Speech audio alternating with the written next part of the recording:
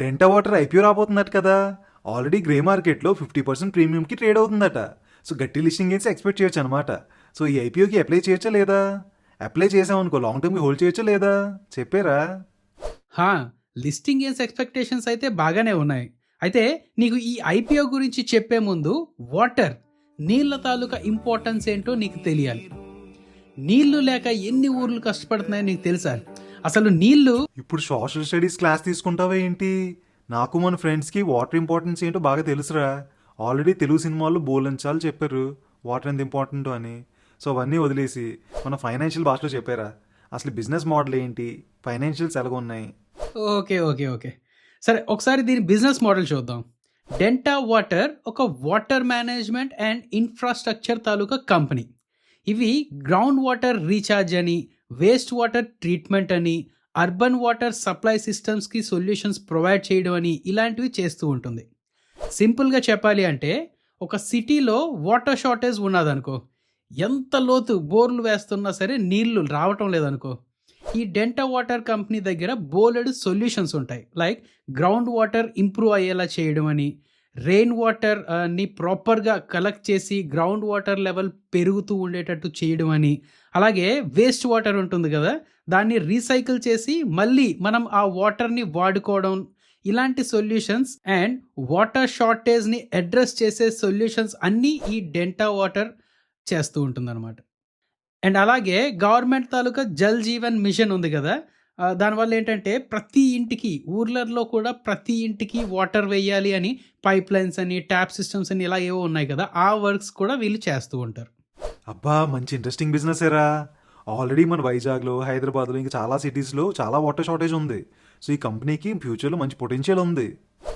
మరి అసలు నేను అనుకున్న ఇంట్రోలో వాటర్ షార్టేజ్ గురించి చెప్పి దాని తర్వాత దీని గురించి చెప్తే నువ్వు బాగా కనెక్ట్ అయ్యేవాడు. ఛాన్స్ మిస్ చేస్తావు. సరే, దీంతో పాటు ఇంకొన్ని బిజినెస్ లైక్ కర్ణాటకలో కొన్ని ల్యాండ్స్ ఉన్నాయి వీళ్ళకి, అక్కడ కాఫీ అని అవి ఇవి పండిస్తూ ఉంటారు. అలాగే కర్ణాటకలోనే ఉడుపి అనే ఒక ప్లేస్లో వీళ్ళకి బీచ్ రిసార్ట్స్ కూడా ఉన్నాయన్నమాట. అక్కడి నుంచి కూడా కొంత కొంత రెవెన్యూస్ వస్తూ ఉంటాయి వీళ్ళకి. అబ్బా బిజినెస్ని బాగా డైవర్సిఫై చేసుకున్నారా వీళ్ళు. సో వీళ్ళకి అన్ని సెగ్మెంట్స్ నుంచి ఎంతెంత డబ్బులు వస్తున్నాయి? మంచి క్వశ్చన్ అడిగావరా. దేని నుంచి ఎంత రెవెన్యూస్ వస్తున్నాయో తెలుసుకుంటే ఎలాంటి న్యూస్ ఆర్ అప్డేట్స్ ఎలాంటి ఇంపాక్ట్ ఇస్తుందో అనేది తెలుస్తూ ఉంటుంది. ఈ నంబర్స్ చూస్తే నీకు అర్థమైపోతుంది. Major revenues like 90% of the revenues ఈ వాటర్ ప్రాజెక్ట్స్ రిలేటెడ్ నుంచే వస్తూ ఉంటాయి. కర్ణాటకలో వీళ్ళకి సమ్ 98 acres ఎంతో ఉన్నాయన్నమాట. అక్కడ నుంచి కొంత డబ్బులు వస్తుంటాయి. అండ్ రిసార్ట్స్ నుంచి అయితే చాలా తక్కువ అనమాట, 1% కన్నా తక్కువ కాంట్రిబ్యూషన్ అనుకో. అవేవో క్యాష్ ఫ్లోస్కి, సీజనాలిటీ రెవెన్యూస్కి అలా హెల్ప్ అవుతూ ఉంటాయి. బట్ ఈ కంపెనీ అనాలిసిస్కి అయితే మాత్రం ఎక్కువగా వాటర్ రిలేటెడ్ ప్రాజెక్ట్స్ నుంచే రెవెన్యూస్ వస్తూ ఉంటాయి కాబట్టి దాని మీదే కాన్సన్ట్రేట్ చేస్తూ ఉండాలి. ఓకే ఓకే అర్థమైంది. రెవెన్యూ ఇంకా మిగతా డీటెయిల్స్ అని తర్వాత చూద్దాం. ఫస్ట్ అయితే బేసిక్ డీటెయిల్స్ చెప్పారా? ఈ ఐపీఓ 22 జనవరి నుంచి 24 జనవరి వరకు ఓపెన్లో ఉంటుంది. Price band 279 rupees to 294 rupees. Lot size 59 shares. So ఒక లాట్ అప్లై చేయడానికి మినిమం 14,700 రూపీస్ ఉండాలి. Retail quota 35%. ఇంకేముంది, వీళ్ళు 220.5 crores రైజ్ చేస్తున్నారు అన్నమాట మొత్తం ఈ ఐపీఓ ద్వారా. అండ్ మొత్తం ఫ్రెష్ ఇష్యూనే. అండ్ ఇందులో నుంచి 159 crores అలా వర్కింగ్ క్యాపిటల్ కోసం, అంటే ప్రాజెక్ట్స్ పర్పస్ కోసం, మెషినరీ కొనడం ఇలా ఉంటాయి కదా, ప్రాజెక్ట్స్ కోసమే యూజ్ చేస్తూ ఉంటారనమాట. అండ్ మిగతాది జర్నల్ పర్పసెస్కి. ఓకే కదా. సో ఇప్పుడు చెప్పు, నెక్స్ట్ ఏం తెలుసుకుందాం అనుకుంటున్నావు నువ్వు? వీళ్ళ బిజినెస్ ఎలా నడుస్తుంది? అంటే ఆర్డర్స్ గట్రా వస్తున్నాయా? డబ్బులు ఏమైనా సంపాదిస్తున్నారా? ఫైనాన్షియల్స్ బాగానే ఉన్నాయని చెప్పొచ్చు. అవి చెప్పుకునే ముందు ఫ్రెండ్స్, మన ఈ ఐపీఓ వీడియోస్ అండ్ అలాగే స్టాక్ మార్కెట్లో స్టాక్స్ అనాలిసిస్ ఎలా చేయాలి అని చేస్తున్న వీడియోస్ అన్నీ మీకు నచ్చుతున్నాయా లేదా? ఈ వీడియోస్ మీకు నచ్చుతున్నట్టు ఉంటే ప్లీజ్ ఒక లైక్ చేయొచ్చు కదండి. మీరు లైక్ చేస్తూ ఉండండి, సబ్స్క్రైబ్ చేయండి మన రూపాయి ఛానల్ని. అండ్ అలాగే మీ తోటి వారితో షేర్ చేస్తూ ఉండండి. మన తాలూకా రీచ్ ఎంత పెరుగుతూ ఉంటే మా తాలూకా కాన్సన్ట్రేషన్ అండ్ కాన్ఫిడెన్స్ అంత పెరుగుతూ ఉంటుంది. ఓకే కదా. రైట్, ఫైనాన్షియల్స్ అసెట్ బాగానే ఉన్నాయి. FY22లో 119.6 crores ఉండే వీళ్ళ రెవెన్యూస్ FY24కి 241.8 crores పెరిగింది. సో 3 yearsలో డబుల్ అయిపోయింది అనమాట. నెక్స్ట్ ఆర్ఓఈ చూసుకుంటే 36 పైన ఉంది. ఆర్ఓసిఈ 76 పైన బాగానే ఉన్నాయి కదా. అలాగే net profits and profit margin చూస్తే FY22లో 38.3 క్రోర్స్ ఉండే ప్రాఫిట్స్ FY24కి 59.73 క్రోర్స్ అయ్యాయి. అయితే ప్రాఫిట్ మార్జిన్స్ అని ఉంటుంది కదా, లైక్ 100 రూపీస్ సేల్స్ అయితే అందులో ఎంత ప్రాఫిట్స్ తీసుకొస్తున్నారని. అలా చూసుకుంటే FY22లో 32% ప్రాఫిట్ మార్జిన్ ఉండేది. అంటే 100 రూపాయలు వాళ్ళు సంపాదిస్తే అందులో 32 రూపాయలు ప్రాఫిటే. అయితే ఇది FY24కి 24.7కి చేరింది. జనరల్గా చూసుకుంటే 24.7% మార్జిన్స్ అనేది ఎక్కువే. బట్ దీని తాలూకా ట్రెండ్స్ చూసుకుంటే తగ్గుతున్నాయి కదా. ఏంటి మార్జిన్స్ తగ్గుతున్నాయా? అసలు ఎందుకు తగ్గుతున్నాయి మార్జిన్స్? దీన్ని నేరుగా తీసుకోవాలా? నెగిటివ్ అని చెప్పలేను కానీ కన్సర్నింగ్ ఫ్యాక్టర్గా తీసుకోవాలే. సి కమింగ్ ఇయర్స్లో కూడా ఇంకా తగ్గుతుందా లేక అక్కడ అయినా సరే అలా మెయింటైన్ అవుతుందా అనేది చూస్తూ ఉండాలి. ఇంకా తగ్గితే అప్పుడు నెగిటివ్గా తీసుకోవచ్చు. ఎనీవేస్ వీళ్ళు ఈ మార్జిన్స్ తగ్గడం వెనక రీజన్ ఏం చెప్తున్నారంటే కాంపిటీషన్ వల్ల ఏంటంటే వీళ్ళ తాలూకా కొటేషన్స్ రేట్స్ తగ్గించడమనో డిస్కౌంట్స్ ఇవ్వడమనో ఇలాంటివి చేస్తూ ఉన్నారు. సో మార్జిన్స్ తగ్గుతున్నాయి. అండ్ ఇంకొకటి ఏంటంటే ఆర్డర్ సైజ్ పెరుగుతున్నాయి కదా, నెంబర్ ఆఫ్ ఆర్డర్స్ పెరుగుతున్నాయి కదా. సో ఎక్కువ ఆర్డర్స్ హ్యాండిల్ చేయడానికి ఏంటంటే సబ్ కాంట్రాక్టింగ్ ఇవ్వడమనో ఇలాంటివి చేయడం వల్ల ఏంటంటే మార్జిన్స్ కొంచెం తగ్గుతున్నాయి అని చెప్పి అంటున్నారు అన్నమాట. ఓకే, మరి వీళ్ళ కాంపిటీషన్ పరిస్థితి ఏంటి? వీళ్ళ కాంపిటీటర్స్ ఉన్నారా? మరి ఓ దగ్గర రూపాయి వస్తుందంటే ఊరికనే వదిలేస్తారా? కాంపిటీషన్ ఉంటూనే ఉంటుంది. విఏటెక్ వాబాగ్ అని చెప్పి వినే ఉంటావు కదా. విఏటెక్ వాబాగ్ అని ఒక ఇంటర్నేషనల్ ప్లేయర్ అతను.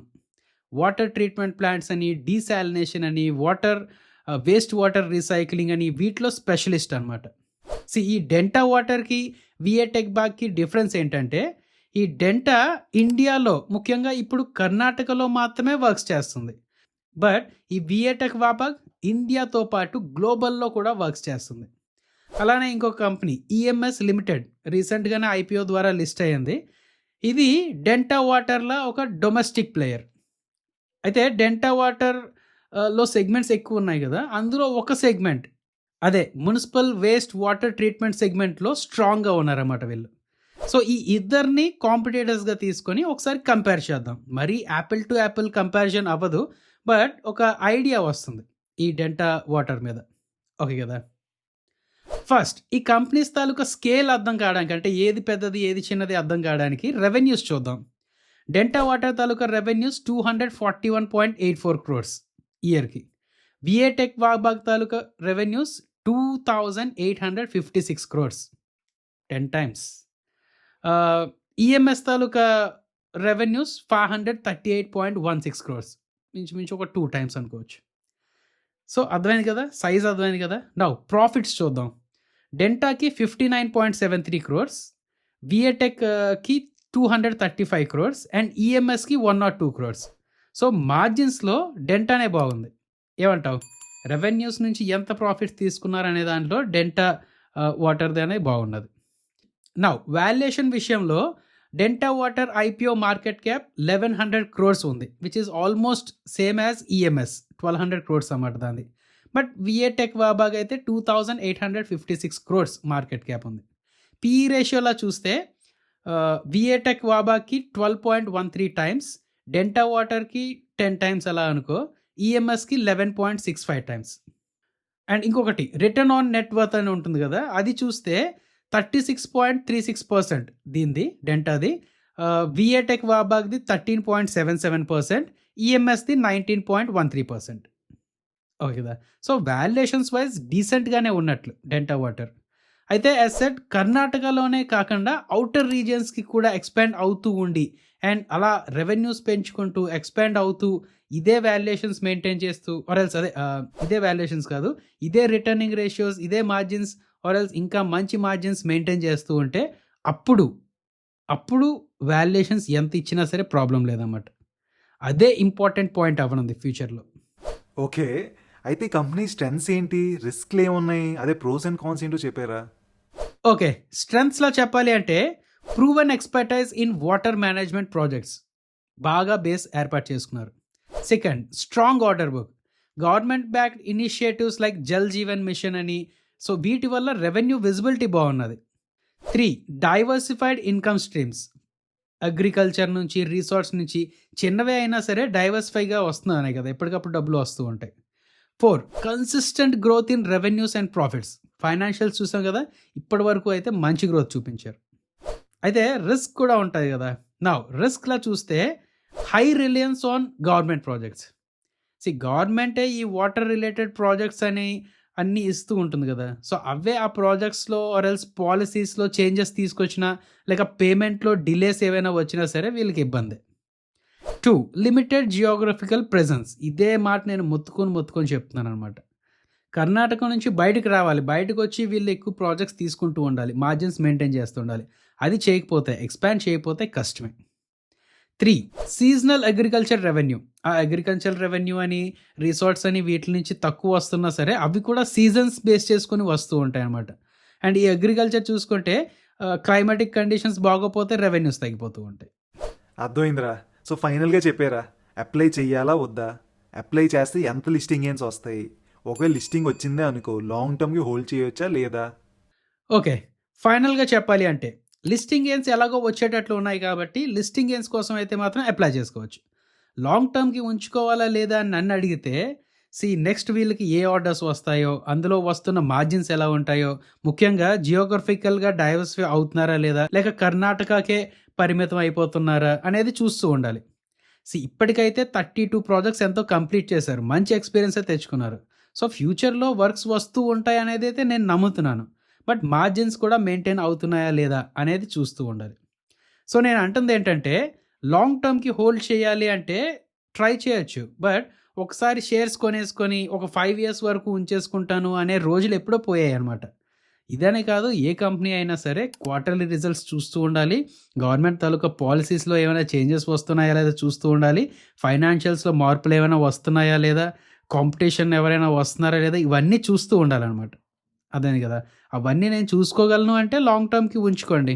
లేదు అంటే లిస్టింగ్ గెయిన్స్ ఎలాగో వస్తాయి కాబట్టి లిస్టింగ్ గెయిన్స్‌తో ఎగ్జిట్ అయిపోవడం బెస్ట్. బట్ నన్ను అడిగితే ఒక మంచి స్ట్రాటజీలో చెప్పాలి అంటే మంచి లిస్టింగ్ గెయిన్స్ లైక్ 50% కన్నా ఎక్కువ లిస్టింగ్ గెయిన్స్ వచ్చిన తర్వాత ఒక 50% ఆర్ ఎల్స్ 40%లో ప్రాఫిట్ బుకింగ్ చేసేసుకొని మిగతా స్టాక్స్ హోల్డ్ చేసుకుంటూ 3 మంత్స్‌కి ఒకసారి ఆర్ ఎల్స్ మంత్లీ ఒకసారి రివ్యూ చేసుకుంటూ బాగానే ఉంటే పర్వాలేదు. లేదు అంటే అప్పుడు ఎగ్జిట్ అయిపోవడం మంచిదనమాట. ఈ వీడియో మీరు ఎంతవరకు చూసారంటే మీకు వీడియో నచ్చినట్టే కదా. నచ్చితే మరి సబ్స్క్రైబ్ చేసుకోవాలి కదా. అలాగే ఫ్రెండ్స్ అండ్ ఫ్యామిలీ మెంబర్స్తో షేర్ కూడా చేయాలి కదా.